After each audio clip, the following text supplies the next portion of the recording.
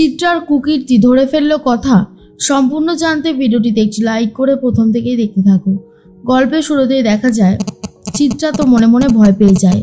তিলক যদি একবার সত্যিটা বলে দেয় তাহলে যে সব সত্যি সামনে চলে আসবে সেটা বুঝতে পেরে গেছিল চিত্রা। অন্যদিকে এই তিলককে ধরবার জন্য প্রত্যয়, অগ্নি, আক্কি সবাই মিলে ছুটে যায়। আর এর মধ্যেই কর্তাদাদু বলে, কথা মা, এই পরিবারে কি হচ্ছে বলতো? একটার পর একটা বিপদ যেন লেগেই আছে। কথা বলে, কর্তাদাদু আপনি একদম চিন্তা করবেন না, প্রত্যয় দা তো গেছে, নিশ্চয়ই অপরাধীকে ধরবেই। এর মধ্যেই চিত্রা ভাবে, একবার যদি তিলক ধরা পড়ে যায় তাহলে সবাই সমস্ত সত্যিটা জেনে যাবে, আর আমিও এই বাড়িতে আর থাকতে পারবো না। তীরে এসে যে তরিটা এইভাবে ডুববে এটা আমি কল্পনাও করতে পারিনি। এর মধ্যে আক্কি তখন বলে, এইবার কোথায় পালাবি? অনেক আমাদেরকে ভুগিয়েছিস, আজ আমি ছাড়বো না। এরপর সবাই যখন মারধর করতে থাকে তখনই তিলকের গোপ দাড়ি সব খুলে যায়। এরপর অগ্নি বুঝতে পেরে যায় তাহলে এটা হলো সেই তিলক যে আমাদেরকে বোকা বানিয়ে জানলা শিক ভেঙে পালিয়ে গিয়েছিল। এবার কোথায় পালাবি তিলক? এরপর টানতে টানতে নিয়ে যাচ্ছে। কর্তা দিদা বলে, ওই ছেলেটা যে এরকম করবে এটা স্বপ্নেও ভাবতে পারিনি। আচার্য মশাই ঢোলালাদের বলে, আচ্ছা আপনারা তো সবাই আমাদের পূর্ব পরিচিত, ওই ছেলেটি কি করে এরকম অন্যায়টা করতে পারলো?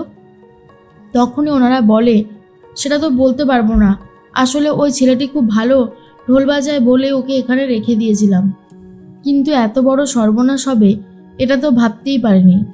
এর মধ্যেই তিলককে নিয়ে আসা হয়। কর্তা দাদু বলে, আরে এটা তো সেই তিলক যে কিনা মূল পান্ডা ছিল। এরপর তিলক বলে, প্লিজ আমাকে ছেড়ে দিন, আমাকে ছেড়ে দিন। কথা তখন বলে, আপনার একটুও ভয় ডর নেই তাই না? আপনি ভয় পান না? আগের বার মা আনন্দীর কিরিট আর এইবারে গোপালের বাঁশি। কি শুরু করেছেন আপনি? কি শুরু করেছেন? আপনার সাহস দেখে আমি অবাক হয়ে যাচ্ছি। যেই গুহবাড়ি থেকে আপনি চলে গিয়েছিলেন সেই গুহবাড়িতেই আবার ফিরে এলেন। বাপরে, আপনার সাহস তো দেখছি অনেক বেশি। তখনই চিত্রা বলে, যেটার ভয় পেলাম ঠিক সেটাই হলো। এবার কি হবে? কি করে বাঁচাবো আমি তিলককে? মনে তো হচ্ছে এবারে আর বাঁচাতে পারবো না। তখনই তিলকের ঘাট ধরে সাইডে নিয়ে যায় চিত্রা আর বলে, এক্ষুনি অজ্ঞান হয়ে যাওয়ার নাটক করুন, না হলে কিন্তু আমি আপনাকে বাঁচাতে পারবো না। আর তিলক অজ্ঞান হয়ে যাওয়ার নাটকই করতে শুরু করে দেয়। প্রত্যয় তখন বলে, একে এক্ষুনি থানায় নিয়ে যেতে হবে। চিত্রা বলে, প্রত্যয় এইভাবে কাউকে থানায় নিয়ে যাওয়া যায়? প্রত্যয় তখন বলে, সব যায় মিমিয়া, ওকে নিয়ে আমি এক্ষুনি যাব।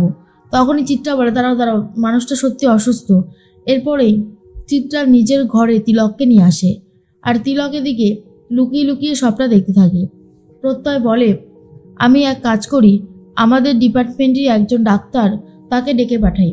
আগে জানার চেষ্টা করতে হবে তিলক পুরোটা অ্যাক্টিং করছে নাকি ওর সত্যি কিছু হয়েছে। এই বিষয়টা আগে জানাটা খুব দরকার। অন্যদিকে চিত্রা ভাবে, সর্বনাশ, এখন যদি ডাক্তারবাবু এসে সবটা বলে দেয় তাহলে তো তিলক এবারে আরও বেশি মুশকিলে পড়ে যাবে। এরপর তো দেখছি বিপদে পড়ে ওকে সাহায্য করতে গিয়ে আরও ওকে বিপদের মধ্যে ঢেলে দিচ্ছি।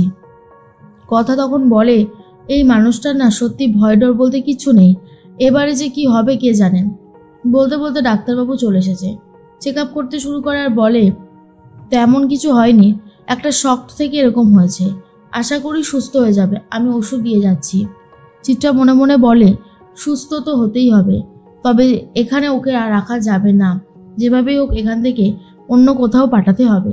প্রত্যয়কে বলতে চায় ও এখানে থাকুক না, জ্ঞান ফিরুক, তারপরে না হয় নিয়ে যাবে। কিন্তু প্রত্যয় বলে, না মেজমিমি, এখনই নিয়ে যাব, আর দেরি করে লাভ নেই। এর মধ্যে ডাক্তারবাবুর সাথে কথা বলতে শুরু করে দেয় চিত্রা আর বলে, ডাক্তারবাবু আপনাকে কিন্তু একটা কাজ করতে হবে। ডাক্তারবাবু বলে, আমাকে কি কাজ করতে হবে বলুন?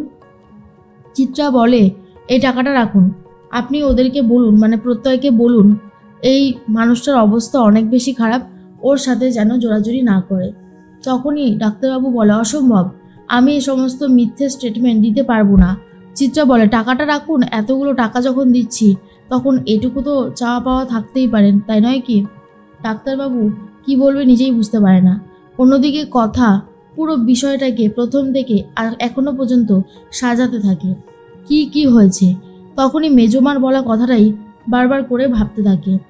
গোপাল দুধ খাচ্ছে এই খাওয়া কথাটা মেজমাই প্রথমে বলেছিল। আর মেজমা এই তিলকের সাথে কথাও বলছিল, দেখে নিয়েছিল কথা। তারপর থেকে মেজমার ওপরে সন্দেহ করতে শুরু করে দিয়েছে। অগ্নি তখন বলে, কিরে এখানে দাঁড়িয়ে আছিস কেন, চল। কথা বলে, সে তো যাবই, আসলে একটা অন্য বিষয় নিয়ে ভাবছিলাম। অগ্নি বলে, অন্য বিষয়? কি সেই অন্য বিষয়? আরে চুপ করে আছিস কেন, বল।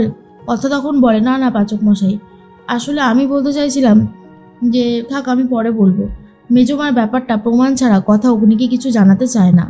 এর মধ্যেই অগ্নি তখন বলে, এবারে তো জেলে নিয়ে এসেছিস, দেখ মুখ খোলে কিনা। জেলের মধ্যেও মুখ খুলতে চাইছিল না তিলক। এরপর তিলককে মারধর দিতে শুরু করে দেয় এই প্রত্যয়। আর তিলক মনে মনে ভাবে, সর্বনাশ, এইরকমভাবে মার খেতে থাকলে একটা সময় তো চিত্রা ম্যাডামের নাম মুখ ফসকে বেরিয়ে যাবে। কি করব আমি তখন? প্রত্যয়কে ফোন করেছে ডাক্তারবাবু, আর বলে, আমি তো জানি আপনি কিভাবে মুখ থেকে কথা বার করেন। বলছিলাম যে ওকে এত বেশি মারধর করবেন না, তাহলে কিন্তু পেশেন্টের অবস্থা খারাপ হতে পারে। প্রত্যয় তখন এইসব শোনার পর বলে, কি বলছেনটা কি? আপনি তো বললেন তেমন মেজর কিছু হয়নি। তখন কথা বলে, কি হয়েছে? প্রত্যয় বলে, ডাক্তারবাবু বলল ও নাকি বেশ ভালো আঘাত পেয়েছে, তাই ওকে আঘাত দিতে না, তাহলে মুশকিল হয়ে যাবে। কথা বলে, ঠিক আছে, আঘাত দেওয়ার কোনো দরকার নেই, ওকে কোর্টে চালান করে দাও, তারপর দেখি ও কি করতে পারে। কোর্টে ও কি করে মিথ্যে বলে সেটাই দেখব। প্রত্যয় বলে, ঠিক বলেছ কথা, এবারে ও উচিত শিক্ষা পাবে। ওদিকে চিত্রা ভাবে কিছুই বের করতে পারবে না মুখ থেকে তিলকের। তিলক যেখানে আছে ভালোই আছে। এখন আমি ভাবছি তিলক যদি সবটা বলে দিত তাহলে ঠিক কতটা মুশকিলে আমি পড়তাম। ভালোই হয়েছে যে তিলককেও বাঁচানো গেছে, আর তিলকও মুখ খুলেনি। কিন্তু কথার তো সন্দেহ হয়, কথা বুঝতে পারে এই সব কিছুর পেছনে চিত্রা গুহ থাকলেও থাকতে পারে।